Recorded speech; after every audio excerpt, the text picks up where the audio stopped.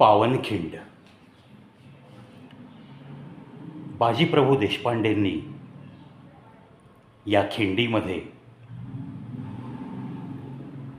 केवळ 500-600 मावळ्यांना घेऊन 5-6 हजार मोगल सैनिकांना अडवून धरलं होतं. इतिहास सर्वांना माहिती आहे. असं बोललं जातं की अक्षरशः शीर छाटलं गेल्यानंतर सुद्धा बाजीप्रभूंचे दोन्ही हातात एक एक तलवार, ते दोन्ही हात फिरत होते, आजूबाजूला येणाऱ्या मुघल सैन्याला छाटत होते. विशाळ गडावर छत्रपती शिवाजी महाराज पोहोचले की त्यांनी एक तोफ डागायची, असं काहीसं ठरलेलं होतं. तो विशाळगड, त्या विशाळगडावर अतिक्रमण झालं होतं हे तुम्हा आम्हा सगळ्यांना ठाऊक आहे. मग ते अतिक्रमण हटवताना काय गोंधळ माजला होता हे सुद्धा सर्वांनी टी व्हीवर पाहिलं आहे, पेपरमध्ये वाचलं आहे. 6 जून ही तारीख आली की सगळ्या शिवप्रेमींना आठवण होते ती शिवछत्रपती महाराजांच्या राज्याभिषेकाची. आणि मग रायगडकडं पावलं चालू लागतात, गाड्या धावू लागतात रायगडच्या दिशेने. कालचं तर दृश्य असं बोललं जातं की हजारो लाखो पर्यटक शिवप्रेमी या राज्याभिषेक दिनाचं औचित्य साधून रायगडावर गेले होते. हो, हे प्रेम असलंच पाहिजे, माझ्याही मनात आहे नक्कीच. त्या शिवछत्रपती महाराजांबद्दल असंच उच्च कोटीचं प्रेम प्रत्येकाच्या मनात नक्कीच असेल. प्रश्न हा आहे की त्यांच्या विचारांचा पाया इतका मजबूत होता म्हणून हिंदवी स्वराज्याची स्थापना झाली.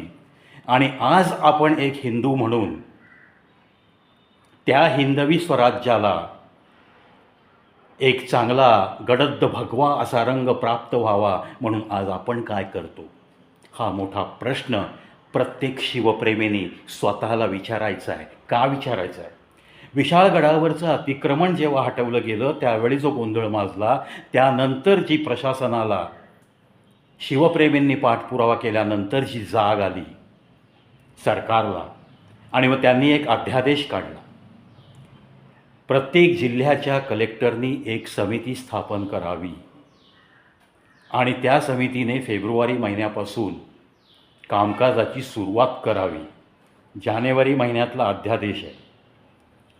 आणि गड कोट महाराष्ट्रात जेवढे म्हणून आहेत तिथं ज्या ज्या ठिकाणी अतिक्रमण आहे ते हटवण्यास सुरुवात करावी आणि त्या कामाचा अहवाल वेळोवेळी सरकार दरबारी सादर करावा, असा एक सरकारी आदेश निर्गमित होतो जानेवारी 2026 आणि मित्रांनो, काल शिवछत्रपती महाराजांच्या राज्याभिषेक दिनाचे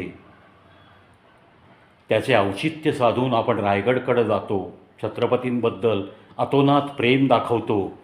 पण त्यांनीच निर्माण केलेल्या अनंत गडकोटावर कशा पद्धतीने अतिक्रमण केलं आहे आणि कोणी केलं आहे? अरे, ज्यांच्याशी लढण्यात शिवछत्रपती महाराजांचा सगळा काळ गेला त्यांच्याच वारसांनी अतिक्रमण करावं गडकोटावर. आणि मग छत्रपती यांचे वारस म्हणवून घेताना, अगदी शिवप्रेमी म्हणवून घेताना छाती फुगवून चालणाऱ्या हिंदूंनी ते अतिक्रमण आहे तसं सहन करावं. सरकारचा अध्यादेशसुद्धा कचऱ्याच्या टोपलीत फेकल्यासारखा समित्या स्थापन होत नाही आहेत. याच्या विरुद्धसुद्धा एकाही हिंदूला असं वाटत नाही की मी याच्या विरुद्ध आवाज उठवावा. फालतू 5-50 कॉक्रोच म्हणून कोण जमलेत जंतरमंतरला, त्यांच्यासाठी हजारो कॅमेरेमन, शेकडो यूट्यूबर्स जंतरमंतरला गर्दी करतात. शोकांतिका आहे. अरे, कोणत्या प्रश्नांना किती महत्त्व द्यायचं, कोणत्या लोकांना खरंच कॉक्रोच समजायचं, हे कधी समजणार आपल्याला? मी सगळ्या शोध पत्रकारिता करणाऱ्या पत्रकार बंधूंना मी आव्हान करतो, सतसत विवेकबुद्धी जागृत ठेवून पत्रकारिता करणाऱ्या प्रत्येक पत्रकार बंधू भगिनींना मी आव्हान करतो की जानेवारी महिन्यात जर सरकारने अध्यादेश काढला असेल, प्रत्येक जिल्ह्याच्या कलेक्टरला जर अधिकार दिले असतील की गडकोटांवरचं अतिक्रमण हटवून लावण्यासाठी एक समिती स्थापित करण्यात यावी, आणि जर 5 महिने मे महिना उलटून गेल्यानंतरसुद्धा जर कुठल्याही जिल्हाधिकाऱ्याकडे अशा पद्धतीची समिती स्थापन झाली नसेल, त्यातल्या त्यात कोल्हापूर साईड, तर मात्र ही शोकांतिका तुम्ही पत्रकार म्हणून जनतेच्या समोर आणणार की नाही, हा प्रश्न मला प्रत्येक पेपरच्या पत्रकाराला विचारावासा वाटतो.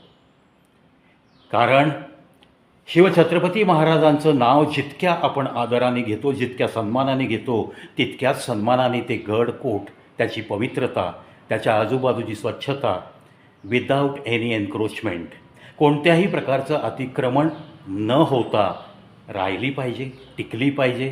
ती टिकवणं तुमचं आमचं सगळ्यांचं कर्तव्य आहे. असं जर वाटत असेल तर मला असं वाटतं की हा माझा व्हिडिओ ज्या कोणा पत्रकारापर्यंत पोहोचेल तो लगेच कामाला लागेल. कोणत्याही गडकोट, कोणत्याही किल्ल्यावर कोणत्याही प्रकारचा असला आक्रस्तळेपणा घडायलाच नको आहे. आजपर्यंत जे अतिक्रमण झालं ते कोणाच्या कृपेने झालं याचासुद्धा शोध घेऊन त्या व्यक्तींना, त्या अधिकाऱ्यांनासुद्धा कुठेतरी काहीतरी जरब बसावी, अशी शिक्षा झाली पाहिजे. तरच तो, मला असं वाटतं की तुमच्या आमच्यासाठी, या हिंदवी साम्राज्यासाठी लढलेल्या त्या शिवछत्रपती शिवाजी महाराजांना खरं आदराचं स्थान आपल्या मनात आहे असं आपण जाहीर करतो आहे असंच वाटतं.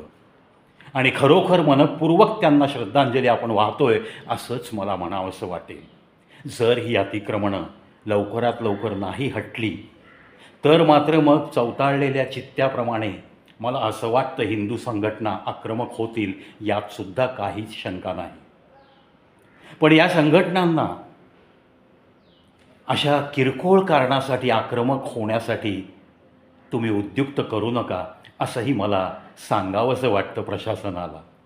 अरे, जे सरकार दरबारातून आदेश जारी होतात त्याला कमीत कमी थोडी तरी रिस्पेक्ट द्या. ते आदेश कोणाच्या बाबतीत आहेत? शिवछत्रपती महाराजांच्या गडकोटाबाबत आहेत. मग खरं तुमच्या मनात पण त्याविषयी प्रेम असेल, भिंतीवर तुम्ही फोटो लावून सरकारी कार्यालयात त्या भिंती सजवताय फक्त. अरे, त्या छत्रपतींचा सन्मान कोणत्या पद्धतीने राखायचा ते आदेश सत्वर टेबलवर घ्या, सत्वर समिती स्थापन करा आणि सत्वर तुमची अतिक्रमण विरोधी पथकं तयार करा. जर तुम्हाला असं वाटत असेल की लॉ अँड ऑर्डरचा प्रश्न निर्माण होतो लोकली, तर त्या पद्धतीने सुद्धा सर्व व्यवस्था करण्याचे अधिकार तुम्हाला आहेतच.